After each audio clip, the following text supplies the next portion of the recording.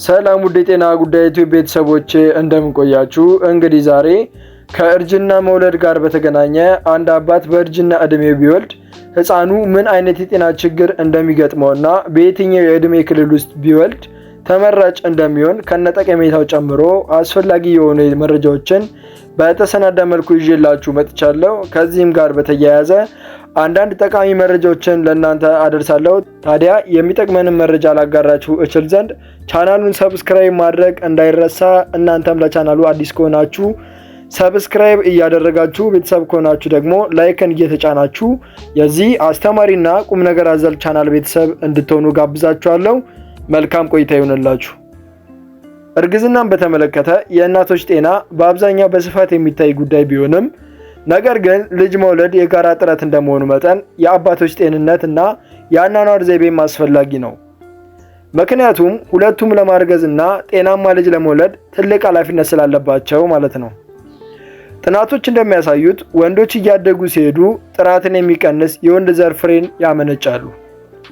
ከ45 እስከ 54 ሆኗቸው የሚወልዱ ወንዶች ልጆቻቸው ያለ ጊዜ የመወለድ ዕድላቸው በ14% ከፍ ያለና ዝቅተኛ የወሊድ ክብደት ያላቸው ሲሆን ይህም እድሜያቸው ከ25 እስከ 34 ዓመት የሆኑ ወንዶች ከሚወልዱት ጋር ሲነጻጸር በ14 በመቶ ከፍ ያለ ነው።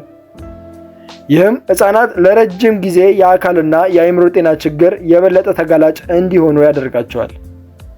ቀደም ሲል የተደረጉ ጥናቶች እንደሚያሳዩት አንድ አባት በእድሜ መግፋት የፅንስ መጨናገፍና ህፃኑ በኦቲዝም እና በስኪዞፍሬኒያ የመያዝ ዕድልን ይጨምራል።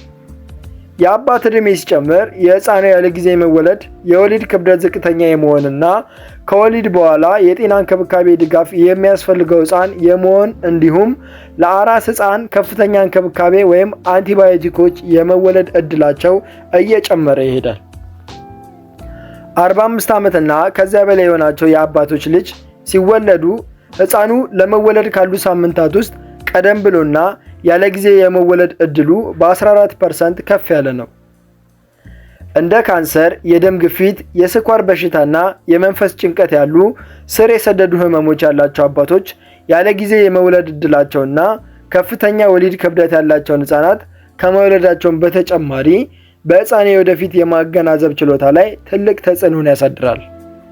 አንዳንድ የምርምር ውጤቶች እንደሚያመለክቱት የአንድ ወንድ የክብደት መጠን፣ የመጠጥ ሁኔታ፣ ማጨስና ሌሎች የአኗኗር ዘይቤዎች በልጆቻቸው የጤና ጉዳይ ላይ ትልቅ ተጽዕኖን እንደሚያሳድሩ ይጠቁማል።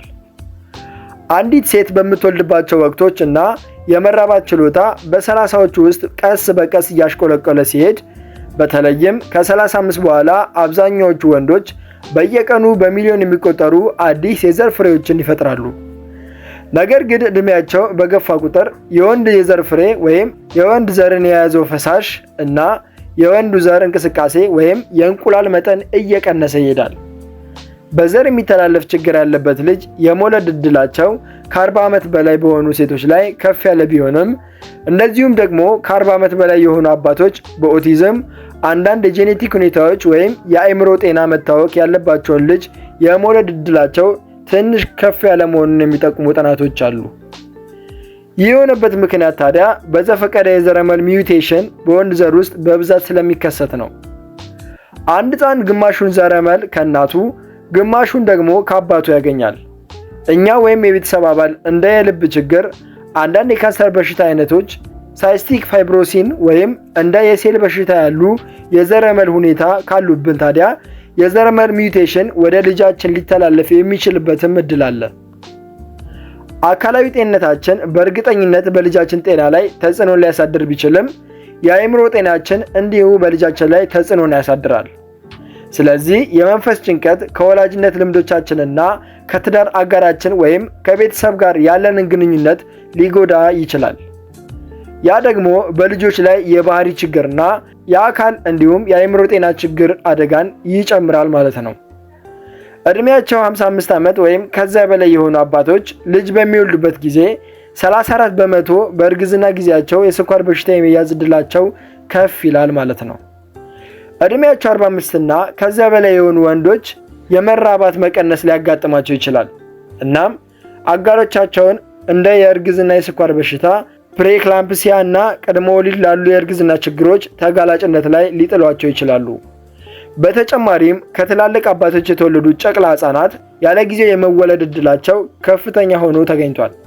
ይህም ብቻ ሳይሆን ዘግይቶ የሚወለድ ዝቅተኛ ክብደት መጠን መኖር፣ በእርግዝና ላይ ሳሉ የጽንስ መጨናገፍ የመከሰቱ አጋጣሚና እንደ የልብ ህመም እንዲሁም የላንቃ መሰንጠቅ ያሉ የወሊድ ጉድለቶች ሊከሰቱባቸው ከሚችሉ የበሽታ የወሊድ ችግሮች ውስጥ ዋና ዋናዎቹ ናቸው። እያደጉ ሲሄዱም ደግሞ እነዚህ ልጆች የልጅነት ነቀርሳዎች፣ የአእምሮና የግንዛቤ መዛባት እንዲሁም በኦቲዝም የመጠቃት እድላቸው ከፍተኛ ነው ማለት ነው።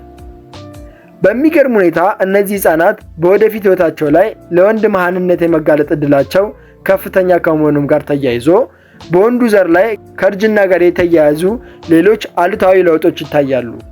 ለምሳሌ ከእድሜ ጋር ተያይዘው የሚመጡ የጡንቻ ጥንካሬ ማጣት፣ ተለዋዋጭነትና ጽናትን ማጣት እንዲሁም በህይወት ዑደት ላይ የአካል ብቃት ማጣትን ሊያስከትልባቸው ይችላል።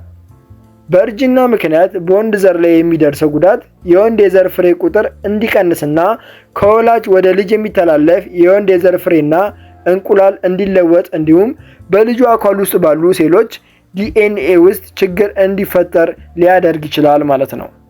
ይህ ደግሞ የመራባት አቅምን ከመቀነሱም በተጨማሪ እርግዝናው ላይ ተጽዕኖን ሊያሳድር ይችላል። እንዲሁም አንዳንድ ጥናቶች እንደሚያሳዩት የኦቲዝም ስጋት መጨመር የሚጀምረው አባት 30 ዓመት ከገባበት ጊዜ ጀምሮ ሲሆን 40 ዓመትና ከዚያ በላይ እየሆነ በመጣ ቁጥር ስጋቱ እየጨመረ ይሄዳል ማለት ነው።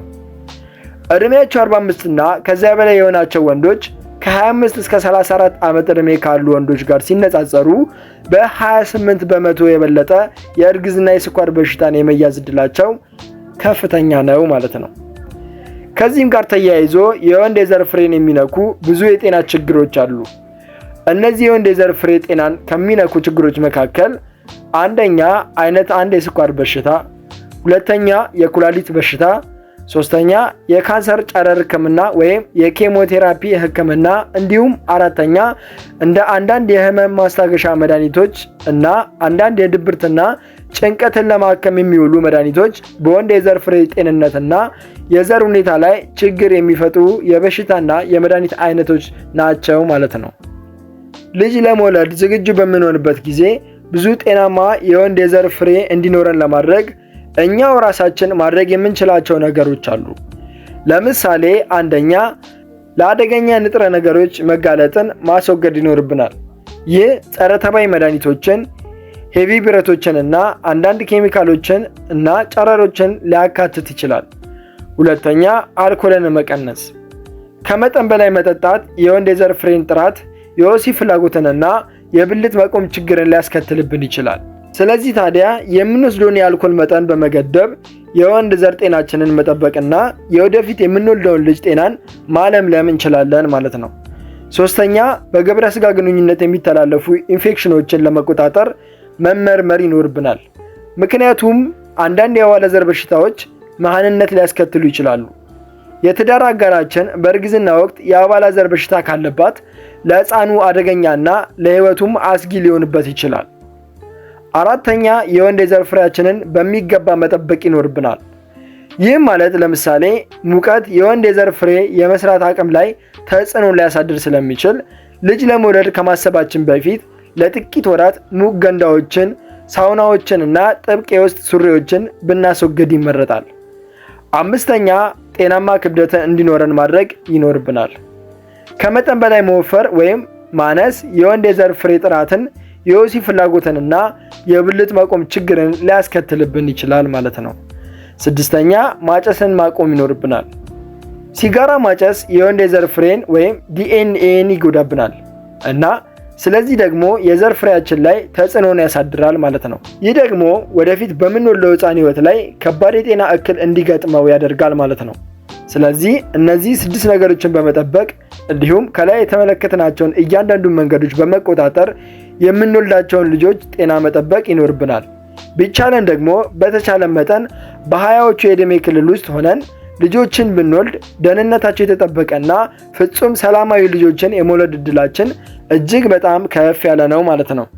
እንግዲህ ዛሬ ከልጅ አወላለድ ጋር በተገናኘ በእርጅና የዕድሜ ክልል ውስጥ መውለድ በሕፃኑ ጤንነት ላይ የሚያደርሰውን የጉዳት መጠንና በምን አይነት የዕድሜ ክልል ውስጥ ብንወልድ ተመራጭ ሊሆን እንደሚችል ግልጽ በሆነና ቀለል ባለ መልኩ ተመልክተናል።